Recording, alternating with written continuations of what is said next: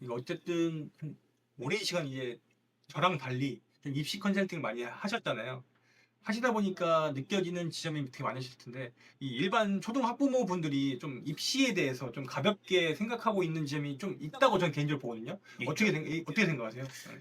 그러니까 이 초등학교 학부모님들이랑도 제가 그 강의를 교육을 해보고 음, 학부모 강의를 해보고 음, 뭐 중학교 학부모님들, 고등학교 학부모님들 많이 만납니다만 음, 이 초등학교 학부모님들 음, 그리고 이 중학교 저학년 음, 학부모님들이 음, 꼭 입시라고 생각할 때 음, 좀 생각하셔야 될 몇 가지 포인트만 잡고 계셔도 음, 아 입시 너무 어렵다 뭐 용어가 굉장히 맞아. 복잡하다 우리 아이 뭐 대체 뭐 어디서부터 뭘 해야 되냐 뭐 이런 것들에 대한 고민들을 조금 빠르게 방향을 잡아서 가실 수 있다라고 봅니다. 세 가지 어떤 축 같은 걸 좀 잡으셔야 된다. 맞아요. 음, 그래서 첫 번째 축이 뭐냐면 일단 먼저 인지를 하셔야 될 건 음, 판이 바뀌었어요. 그러니까 음, 2028 대입 음, 개편안이 되면서 올해 그러니까 2025년 올 한 해 동안 음, 고1들은 그 바뀐 고교학점제로 이제 그 지나갔단 말이에요. 음, 그러니까 고교학점제가 되면서 기존 9등급제에서 5등급제로 바뀌었어요. 음,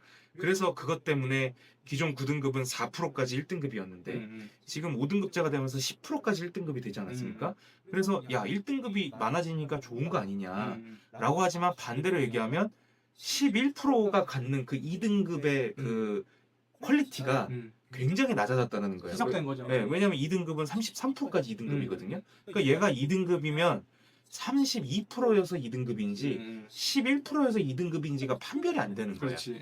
그러니까 내신에 대한 변별력이 줄어들었다. 그렇죠. 오히려 내신에 대한 변별력이 줄어드니까 각 학교에서 지금 뭘 하려고 하냐면 결국 변별을 해야 되잖아요. 음, 그러니까 변별을 해야 얘들 어떤 애가 좋은 애인지를 뽑아야 되니까 음, 몇 가지를 본다고 해요. 첫 번째가 뭐냐면 기본적으로 세특, 생기부를 봅니다. 그러니까 학생 활동 기록부에 얘가 이걸 위해서 얼마나 많은 역량을 준비했고 진심이었냐 이걸 보고 또 하나는 음, 이 학교의 표준 편차, 표준 점수, 그 다음에 석차 등급, 그 다음에 그 학교 알림이에 가시면 음, 그 학교의 학업 성취율이 있어요. 음, 그러면 A부터 E까지 비율들이 나오거든요. 음, 그러면 그 학교의 이 비율이 20% 이상이면 음, 좀 노는 애들이 있는 음, 학교.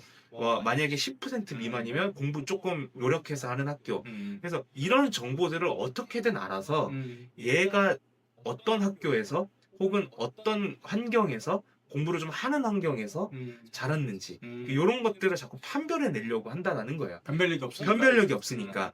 그래서 아 5등급제로 바뀌면서 음, 내신에 대한 변별력이 사라졌구나. 그런데 중요한 건 여기서 괴리감이 옵니다. 음, 내신의 변별력은 사라졌는데요. 내신은 여전히 신이에요. 음, 내신이 신이라고 하거든요. 음, 그러니까 결국 내신이 신이라는 얘기는 결국 마지막 가서 발목을 잡는 건 역시 등급이라는 거예요. 음, 그러니까 모두가 다 1등급을 향해서 음. 달려가죠. 다르게 얘기하면은 내신을 못 잡으면은 그냥 끝나는 게임이네요.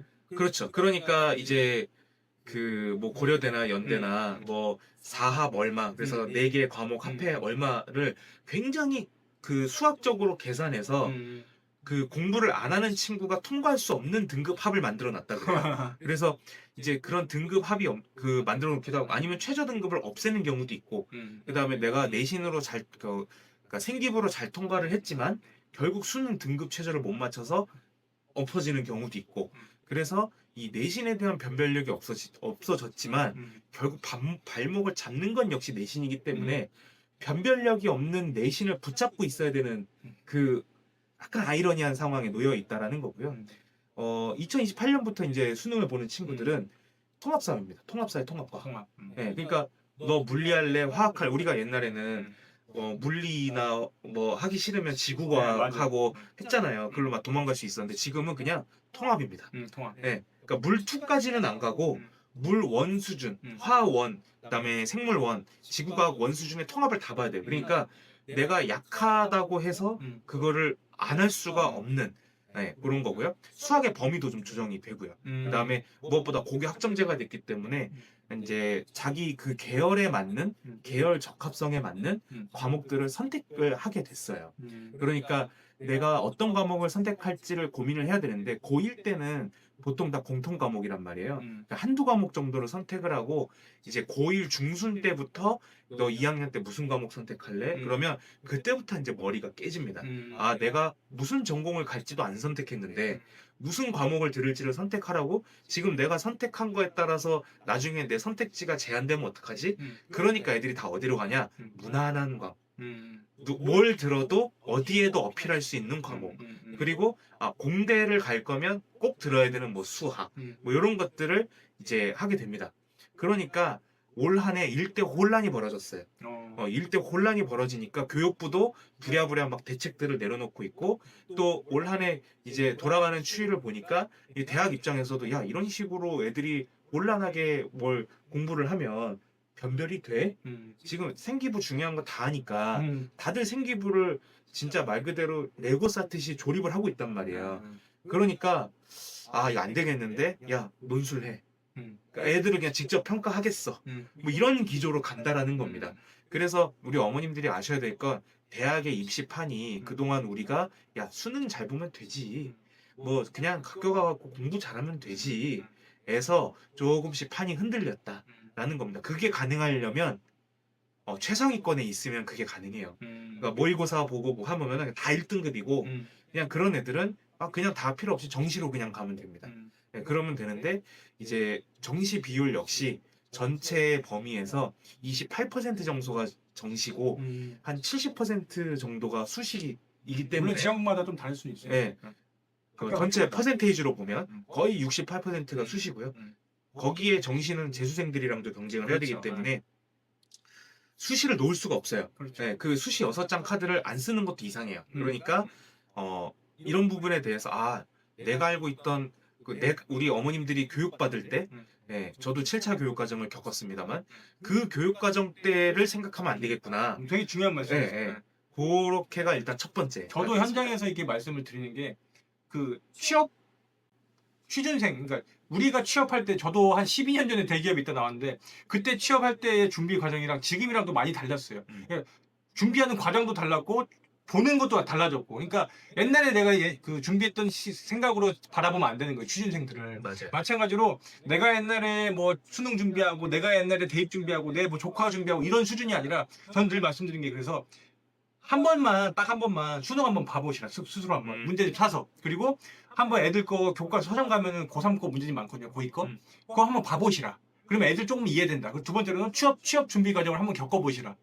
이런 거 한번 제가 늘 말씀드려요. 근데 이건 단순히 이 학부모님들뿐 아니라 교사 선생님들한테 제 부탁을 드려요. 이걸 할 줄 알아야지 애들을 이해할 수 있거든요. 그래서 저는 좀 너무 좋은 말씀 해주신 게, 결국에는 교육 입시 구조라든지 입시의 어떤 전반적인 흐름에 대해서 이해를 못 하시면은 게임에 어떤 참여를 못 하는 게, 우리가 룰을 알고 있어야 되잖아요, 룰을. 맞아요. 예. 그런 점에서 너무 좋은 말씀 해주셨고. 그 다음에 이제 혹시 또 두 번째 뭐 혹시 또 얘기해 주실 분 있나요? 그 다음에 중요해진 게 이제 생기부죠. 생기부. 네, 생기부인데 제가 올해 한 연말쯤 돼서 제 생각적으로 정리를 한 표현이 있어요. 그러니까 생기부를 우리 어머님들이 자꾸 오해를 하세요. 뭘 만들어야 된다. 생기부를 어떻게 해야 된다라는데, 근데 우리 어머님들, 학부모님들 꼭 명심해야 될 건 생기부는 저희가 쓰는 게 아닙니다. 생기부는 선생님의 고유 권한이에요. 고유 업무고. 그러니까 그거를 이렇게 써달라 저렇게 써달라 말하는 건 사실 선생님의 권한을 침범하는 일이 됩니다. 그래서 선생님한테 가갖고 이거 이렇게 써달라고 할까 그러면 절대 그러지 마시라고 얘기를 하거든요. 그걸 가능하려면 평상시에 그 학생이 담임 선생님 혹은 그 과목 선생님과 관계가 아주 밀접한 관계에서 이 예의 선생님이 이 학생을 너무 이뻐해서 네가 오죽하면 나한테 써왔겠니? 내가 많이 참고를 하마. 이 정도 되면 가능한데 평상시에 수업 시간에 학원 숙제하고 평상시에 선생님 뭐 발표도 잘 안 하고 그냥 성적은 그럭저럭 나오는 친구가 어느 날 갑자기 와갖고 친한 척하면서 선생님 이거 이렇게 써주세요. 그러면 선생님 진짜 괘씸해서라도 안 써준다고 합니다. 그래서 생기부가 굉장히 중요한데 이걸 어떻게 생각하셔야 되면, 우리 그 취업할 때 입사 지원서 자소서를 적지 않습니까? 생기부는요 3년 동안 적는 자소서예요. 대학이라는 기업에 입사하기 위해서 3년 동안 만드는 자소서인데, 우리 자소서가 기승전결이 있지 않습니까? 보통 이제 스토리아 기법이라고 해서 저희가 취업 포트폴리오 체험할 때도 학생들한테 얘기를 하는데, 그 서사가 그려져야 돼요. 내가 어떤 필요성을 느껴서 무엇을 습득을 했고 음. 그 과정에서 무엇을 겪어서 뭘 음. 배웠으며 이게 내가 지금 하려고 하는 직무와 음. 이렇게 연결되었기 때문에 음. 제가 이 직무에 잘 어울리는 사람이라고 생각을 합니다라고 자소서를 쓰잖아요. 취업할 때 똑같이 취업할 때 쓰잖아요. 똑같은 구조로 생기부가 맞아요. 됩니다. 그래서 1학년 때 내가 이런 교육받는 교과 과목들을 하다 보니 네. 이런 거에 흥미를 느껴서 네. 이런 걸 탐구하게 됐고 음. 그 과정에서 아, 이런 거를 해결하기 위해 이런 게 필요하구나. 그래서 제가 이런 탐구 활동도 했었고 이런 대외 활동도 했었고 이런 책도 읽었다. 음. 그걸 통해서 고3 때 되다 보니 대학 때 이런 전공이 너무 내가 음. 하려고 하는 그 꿈에 맞닿아 있다고 생각이 음. 들기 때문에 그 전공에 어떤 과목에 닿아 있는 탐구 활동을 또 실제로 해보기도 했다. 음. 이렇게 3년 동안 쌓아 나가는 거란 말이에요. 음. 그래서 그 서사를 쌓는다는 생각을 하셔야 돼요. 음. 그러니까 서사를 쌓으려면 뭘 해야 되냐? 내가 어느 직무에 지원을 할지를 알아야 되잖아요. 그렇죠. 그러니까 여기서 또 다시 원점으로 돌아갑니다. 음. 진로 고민이 되어 있어야 돼요. 진로 고민을 하고 있어야 되고. 음. 그래서 이거를 제일 잘하는 친구들이 의외로 덕질 경험이 있는 친구들이 되게 잘해요. 어떤 주제에 대해서 파고 들어가 본 친구. 그게 애니 덕질이 됐건 역사 덕후가 됐건 자동차 덕후가 됐건 한 주제에 대해서 파고 들어가 본 경험이 있는 친구들이 아, 내가 뭔가를 알고 싶다, 배우고 싶다 했을 때 그 주제에 대해서 파고 들어가는 경험을 똑같이 할 수가 있기 때문에 저는 학생들이 꼭 초등학교 때, 중학교 때라도 아이들이 뭘 파고 들어가고 막 탐구하고 아, 너는 맨날 뭐 자동차만 보고 있니? 이렇게 하더라. 오히려 도와주시라고. 오히려 판을 벌려주시라 얘기를 하고요. 아까 처음에 말씀드렸던 거랑 이어지는 겁니다만 결국 이 생기부는 선생님이 적습니다. 그래서 생기부는 선생님이 적고 우리는 선생님 머리에 생기부를 적습니다. 그러니까 어떻게 되냐? 선생님 머리에 나라고 하는 사람이 어떤 사람인지를 자꾸 어필해야 돼요. 어필해야 돼. 내가 만약에 메디컬 계열로 가고 싶다 그러면 내가 얼마나 메디컬에 진심이고 내가 얼마나 늘 최선을 다하는 사람이고 내가 이 학교 공부 얼마나 진정성 있게 대하고 그러면서도 이 빈 시간, 나 혼자 있는 시간, 학원 공부 이렇게 최선을 다해서 영혼을 갈아넣는 노력을 하는 사람인지를 선생님이 알고 있어야 돼요. 알 정도로 내가 열심히 진정성 있게 눈 반짝반짝하면서 발표도 하고 숙제 낼 때 이렇게 해줘요. 그래서 태도가 곧 생기부의 퀄리티를 결정짓습니다. 그 선생님들이 매크로처럼 쓰는 표현들이 있어요. 근데 입학사정관들도 선생님 출신들이 있고 또 선생님들이랑 많이 맞닿아 있기 때문에 그 매크로 표현을 딱 보면 안다 하더라고요. 뭐 예를 들면 그런 활동에 참여하였음. 그러면 대부분 아 얘는 그냥 이 활동을 했구나 하는데 이 탐구를 통해 뭔가를 성취하였음. 뭐 이런 식으로 나오면 얘가 뭐 되게 적극적으로 했나 보네. 뭐 이런 식으로 그 매크로처럼 판단하는 문구들이 있대요. 그러니까 우리 선생님이 우리 아이에 대한 어떤 행특이나 세특을 매크로처럼 안 쓰게 해주려면 결국 평상시 태도, 우리 아이가 학교에 가서 얼마나 그러니까 아이가 학교 가서 수업 시간에 학원 숙제 풀고 있다. 그러면 일단 계속 마이너스가 계속 쌓인다라고 생각을 하시면 됩니다. 개인적으로 볼 때는 이게 어쨌든 누군가 오해할 수 있어요. 선생님들이 어떤 교권이고 그 사람들이 어떤 놓고 싶지 않은 어떤 고유의 업무다. 저 비판받아야 돼. 그런 거를 생각할 필요는 없어요, 지금. 그냥 맞아요. 말 그대로 그 선생님들이 쓰시는 거구나. 그래서 우리 아이들이 평상시에 학교 생활 잘해야 되고 인간관계 잘 해야 되고 그 어쨌든 학교라는 작은 사회에서 잘 살아야 되니까 그래서 관계성을 잘 가져야 되고 아름다운 언어로 해야 되고 누가 봐도 예쁜 태도로 삶을 살아가는 모습을 그냥 집에서 하듯이 하면 된다. 이게 핵심 같아요. 맞아요. 그 현실적인 지점을 하나 알려드릴게요. 선생님 한 명이 학생 한 명한테 써야 되는 글자 수가 1500자예요. 많은 거죠. 그럼 그게 3년. 그게 1년 동안 만약에 그 학교에 있는 한 학년 학생이 100명만 된다 그래도 예, 그게 벌써 어마어마한 글자 수가 되는 겁니다. 또 똑같으면 안 되고. 똑같으면 안 되고 얘에 맞춰야 되고 그래서 제가 생기부 쓰는 그 어떤 모습을 어떤 분이 인스타에 올리셔서 봤는데 학생 한 명 거 생기부를 쓸 때 그 학생이 냈던 모든 수행평가를 오른쪽에 깔아놓고 그걸 보면서 생기부 문구 하나하나 조립을 해나갑니다. 그러면 필수적으로 지쳐요. 그러니까 지치다 보면 사람인지라 매크로처럼 몇 가지 표현을 벌렸을 수밖에 없어요. 근데 그 와중에도 신경 써서 쓰는 애들은 평상시에 태도가 괜찮았던 애들.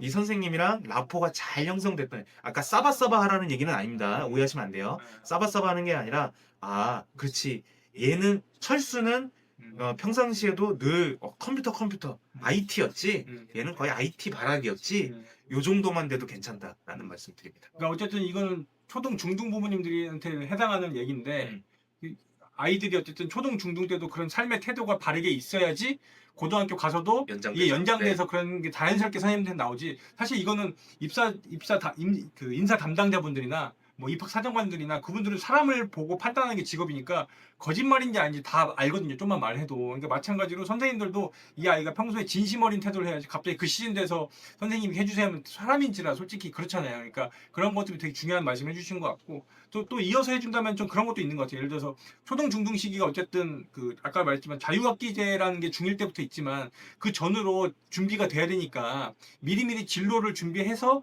거기서부터 시작돼서 생기부로 오는 과정이라고 인식을 하면 좋은 거잖아요. 마라톤으로. 맞아요. 네. 그러니까 이 결국은 이거 앞으로 부모님들이 생각하시는 게 그걸 거예요. 그래서 공부를 어디까지 해야 되냐, 얼마만큼 해야 되냐라고 했을 때 그 학원 원장님들이 보통 하시는 말씀입니다. 반학기 정도 선행을 하는 게 제일 좋다. 반학기. 한 학기도 아니고요. 반학기 정도 선행을 하는 게 이상적으로는 되게 좋다.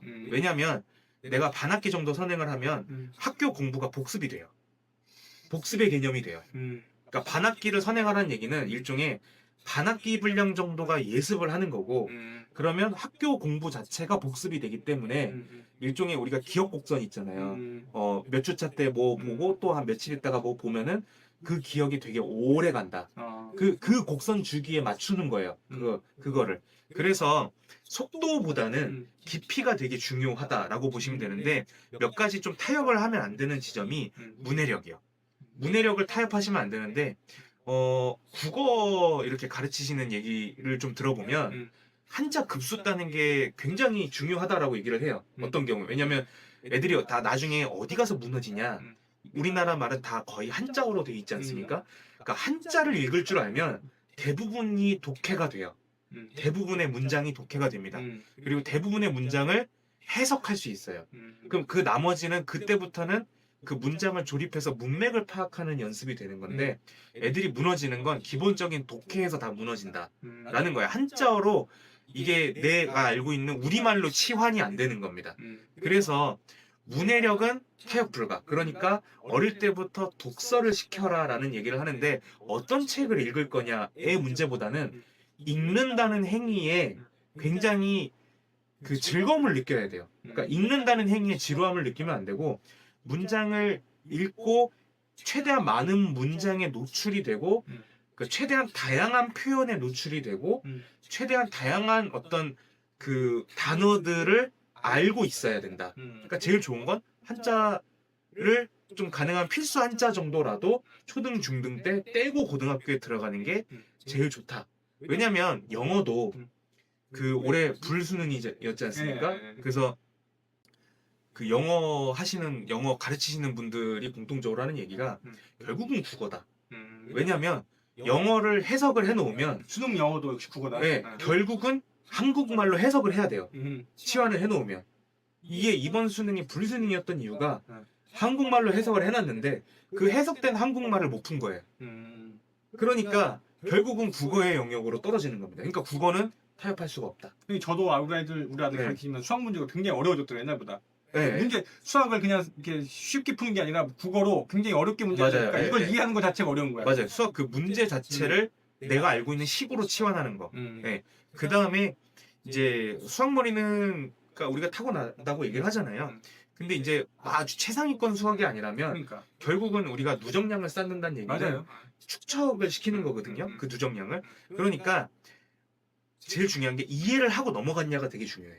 그러니까 우리 아이 수투까지 뗐어요.는 수투까지 1회독을 한 겁니다. 그러니까 그거를 뗐다고 보기는 좀 어려워요. 근데 얘가 수투를 뗐다라고 얘기를 하려면 수투를 하면서 오답 노트를 쓰고 그 오답 노트를 내가 왜 틀렸는지 분석까지 된 경우 그래서 어떤 문제를 갖다 놔도 이제 풀는데 지장이 없다. 본인 설명까지 할 수 있고. 그렇죠. 그러면 그건 뗀 겁니다. 그러니까 그거를 심화라고 하는데 만약에 우리 아이가 진도는 나가는데 그 오답 비율이 줄어들지 않는다.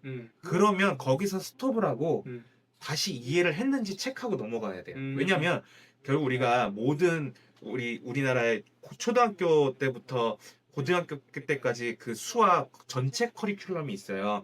구글이나 이런 데에 수학 그러니까 초등부터 고등까지 전체 커리큘럼이라고 검색을 해보시면 무슨 맵처럼 이렇게 쭉쭉쭉쭉 이렇게 알고리즘처럼 돼 있거든요.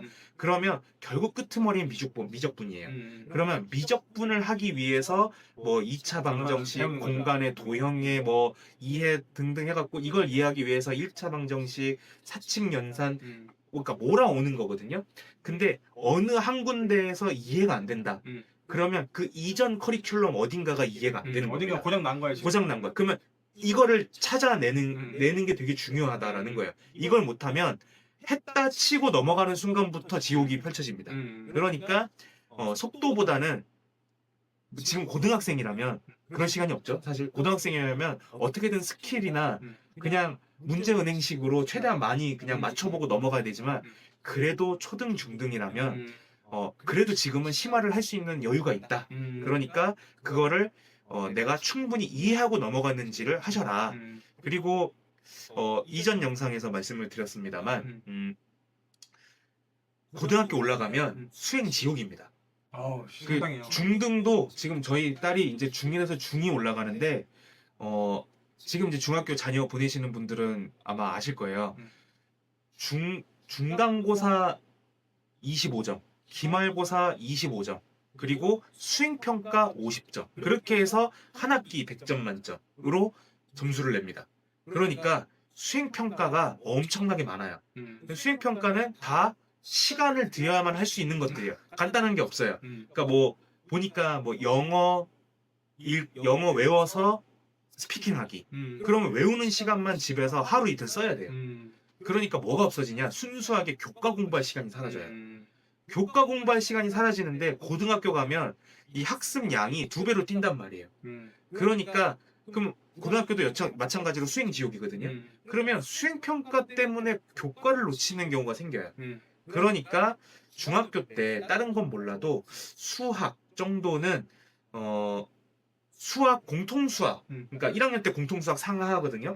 공통수학까지는 그래도 한 바퀴 가보는 게 그래도 나중에 가서 교과 공부하면서 내가 복습한다는 기분으로 이렇게 커버를 해 나갈 수 있기 때문에 왜냐면 중학교에서 고등학교로 갑자기 누적량이 높아지니까 공통수학 정도만 해놓고 가면 이 갑자기 높아지는 게 그래도 커버가 되거든요. 그래서 현실적으로 공통수학까지는 좀 해보시면 좋을 것 같아요. 그게 보통 한 학기 선행 느낌인가요? 아니면 1년 선행 느낌? 한 학기죠. 한 학기. 예, 한 학기 선행 정도 느낌이죠. 근데 이제 저는 개인적인 생각인데 이 선행에 대한 기준은 다 다를 수 있어요. 왜냐면은 예.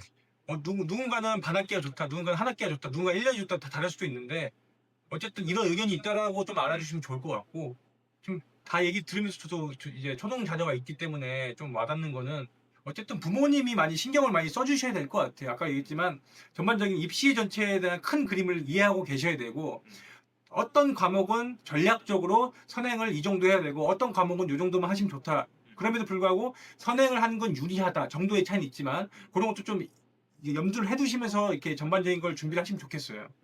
근데 아마 불안하실 거예요. 많이 불안해 하시거든요. 네. 그래서 불안해하지 마시고요. 그러니까 흔히 말해서 안테나를 이렇게 세워 놓으시면 됩니다. 그래서 그다음에 내가 이런 어떤 입시에 대한 정보들, 지식들을 알려줄 수 있는 여러 가지 루트에 이렇게 흔히 말해서 파이프를 꽂아 놓으세요. 파이프를 꽂아 놓으시면 정보의 홍수가 이제 시작될 거거든요. 그것도 사실 좋은 장단점이 있잖아요. 그렇죠. 정보의 홍수가 시작되면 휩쓸려 내려가요. 여기에서 뭘 해야 되냐? 기준. 이 사람이 상반되게 얘기하는 건 제끼시고요. 이 사람도 똑같이, 이 사람도 똑같이 얘기하는 것들이 있어요. 그거는 각자의 관점은 다르지만 모두가 동의하는 것들이거든요. 그러면 여러 군데 파이프를 꽂아 놓으시면 이거 내가 어디서 들었던 얘긴데? 그때 그 선생님도 그런 얘기 했었는데? 만약에 이런 게 좀 기시감이 느껴진다. 그럼 그거 되게 중요한 포인트가 되는 겁니다. 근데 지금 말씀하신 걸 개인적으로는 윤 대표님처럼 AI를 활용해서 하시면 더 좋을 것 같아요. 개인적으로. 왜냐면은 보통 사람들이 말 그대로 홍수인데 그리고 개인 일도 하고 계시고 집안 일도 하고 뭐 이럴 텐데 나도 그렇지만 쉽지 않거든요. 그래서 맞죠. 어쨌든 그거를 정보를 이제 AI를 제미나이나 뭐 이런 것들 잘 활용하셔서 좀 잘 활용하시면 저는 굉장히 좋을 것 같다는 생각이 좀 드는 것 같아요. 제가 네이버 밴드에다가 그 AI 진로 연구소라고 어. 해서 거기에다가 뭐 이런 어. 방법들을 올려놓고 있어요. 아, 그러니까 진짜?